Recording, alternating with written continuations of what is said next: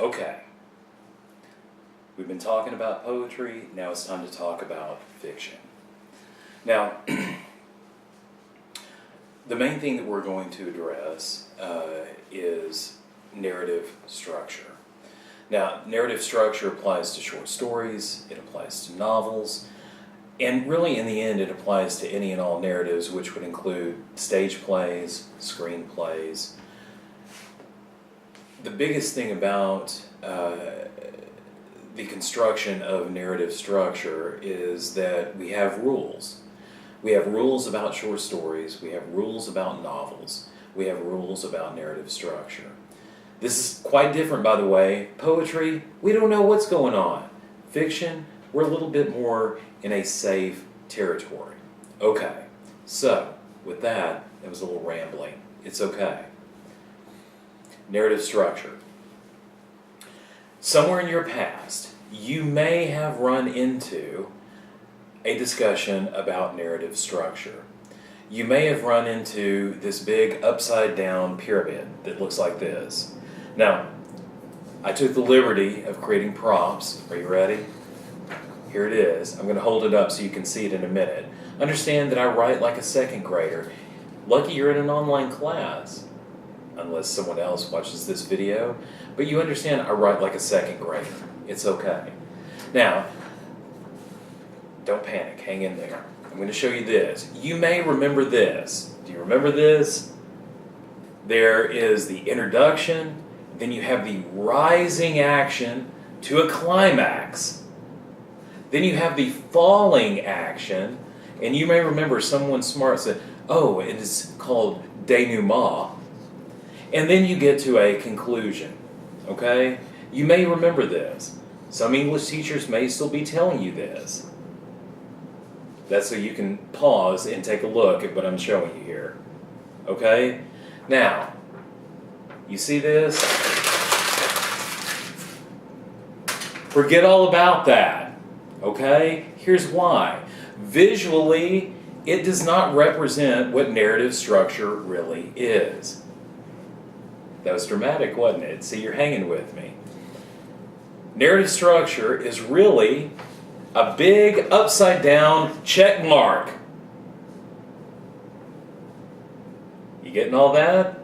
Let me tell you about what's going on here. We start out with an introduction of the conflict. If there is no conflict, there is no story. Everything must have conflict, okay? If there is not conflict, then we're not talking about a short story or a novel. Ultimately, we're talking about another form of writing. It could be something called slice of life. Slice of life is, well, I woke up, I ate breakfast, I went to school, I came back home, I ate dinner, I went to bed. Okay, there's no conflict. Conflict is the meat and potatoes of writing, particularly and specifically to short stories, novels. Now, what happens after that is complication of the conflict. All the stuff that happens in the story are just things that follow the conflict. And you build, and you build, and you build, until you get to the climax, the big moment in the story where everything comes together, bam, boom, pow. And then, notice in the upside down check mark, because usually after the climax, it's a very quick jaunt to the resolution. Big climax, we end pretty quickly. Now, if I were in class, you were sitting out there, I would ask you, hey, do you remember something? Let's use as an example. I'm just going to go ahead and tell you. We're doing, wait for it, The Little Mermaid, okay? Disney, The Little Mermaid, Ariel, you remember, I hope. If not, pause this video, go rent it, or Netflix it. Actually, can you even get that? I don't know. Disney's tricky. Maybe you can go buy it. It could be in the Disney vault. But let's talk about The Little Mermaid. Now I'm going to pretend you're interacting with me, okay? It'll be exciting that way, because some of you said, it feels like we're in class. And it is, because this is exactly what I would do. But I'm going to insert your part for the purpose of this discussion. Now, The Little Mermaid. What is the conflict of The Little Mermaid? Anyone? Anyone? Good, yes. She desires to be human because she wants to love. Okay, that's the conflict of the whole story. The desire to be human and to love. Because remember, she, is swimming around. She's like, but I want to be part of their world. Look at this stuff, isn't it neat? Would you think my collection's complete? You know what I'm talking about. But then, Sebastian comes in and he said, Ariel, the human world, it's a mess, The seaweed is always greener in somebody else's lake. You know what I'm talking about. I might go on. We'll see what happens. But as he goes on and says, you don't want to mess with the human world, but she's like, she wants it. She wants it bad. So, as we go through the complication of this conflict, what does she do? What does she do? That's exactly what she does. She goes to Ursula and she's like, hey, I want to be human. And of course Ursula is like, I can do it. It won't cost much, just your voice.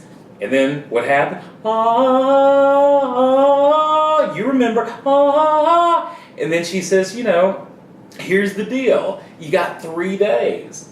You have to get a kiss. And if you get a kiss, you can stay human. But you don't get your voice. So, bam, boom, pow, she gets legs, little toes, she's very excited, she goes up to the surface, there's a dog involved, there's Eric involved, the prince. Now you're saying, does he watch this all the time? Yes, I watch this movie constantly. I go to sleep watching this movie, not really. But, so, now, she has to kiss him, right? So she goes through this, and of course, she's combing her hair with a fork, and all this. Well, then they, get out on the boat, and it's sha-la-la-la-la-la, my oh my. And they get close, they get very close. Well, then there are the eels involved, and oops, oh no, we missed the kiss on that. Ursula gets concerned. Again, we're complicating the conflict. So she transforms herself, steals the voice in the necklace with the seashell, and she goes up and bedazzles poor Eric, and suddenly they're going to get married. Uh-oh. Well, they're out on the boat. Now it's, we've got to stop this wedding. Let's go. So now you've got everyone jumping out and going, and they get out there, and there are animals dive bombing and all this. Well, then the sun is starting to go down. The necklace breaks. And she gets her voice back. Oh, Eric, and he's like, whoa, hey, I love, ooh, and they almost kiss, and the sun goes down. Ursula, of course, is like, ha, ha, ha, I've got you, and then grabs her and goes.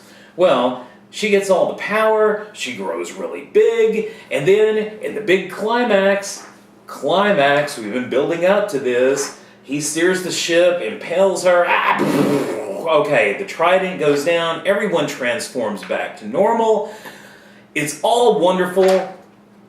Then the resolution.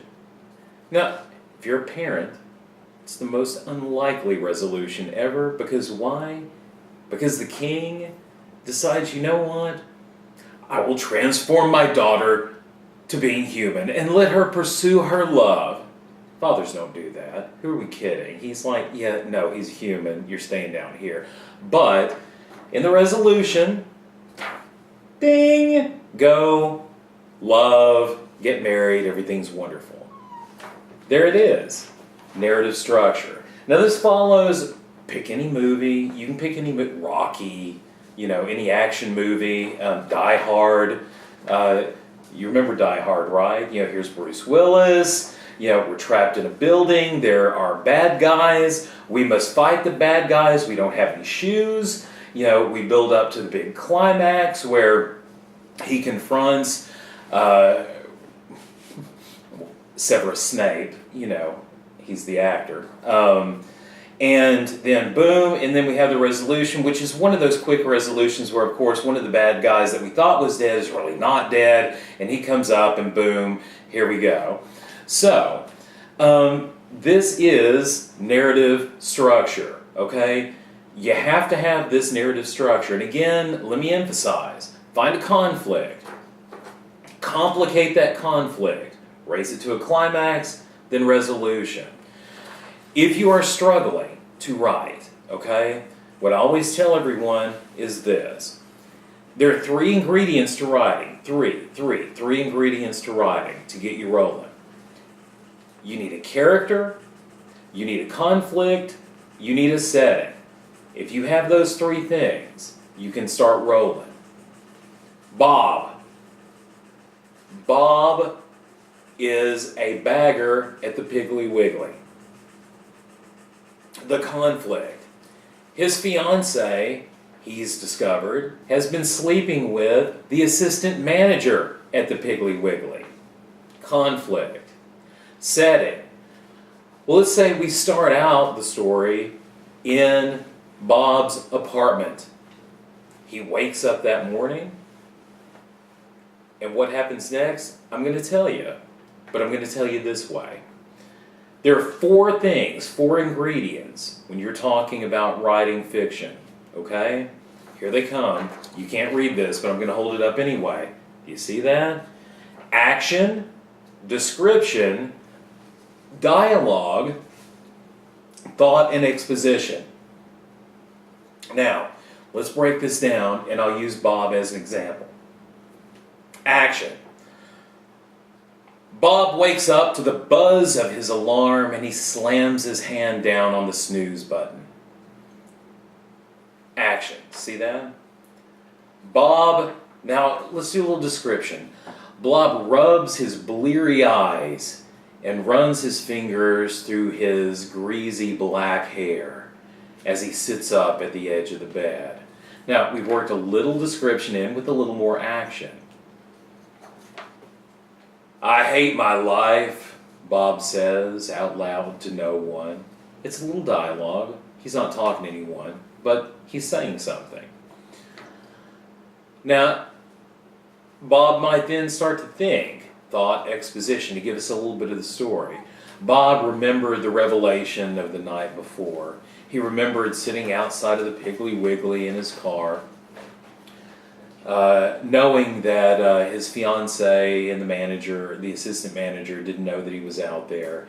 And he saw them come out together and kiss in the parking lot, then get in the car together and drive off. Maybe he followed them, and they went to a hotel. Why they're going to a hotel, I don't know. We're making this up as we go. So, what does Bob decide to do? What's the conflict? Bob's going to kill him. Bob is going to kill the assistant manager of the Piggly Wiggly because he loves his fiancée that much. Okay. So, again, now that we've got conflict, we've got setting, we have our characters. Well, then it's going back to the 14 things. What if? What if Bob decides to do this? What if he decides, okay, to kill him, I need a gun. Maybe he didn't have a gun, so he's got to go get a gun. So, now we have the action of he goes and drives to the local pawn shop. He then might engage in a scene. And again, writing short stories, novels, it's all about scene. Scene is the mixture of all these things together. So he might interact then with the pawn shop owner. Hey, I want to buy a gun. What kind of gun do you want? Well, I want something, really powerful. And then it might be a whole dirty, hairy, well, here's a .44 Magnum. It's the most powerful handgun in the world. Blow your head clean off. Do you feel lucky, punk? So, then who knows what's going to happen? He might go on to the store and try to go shoot him, try to do whatever.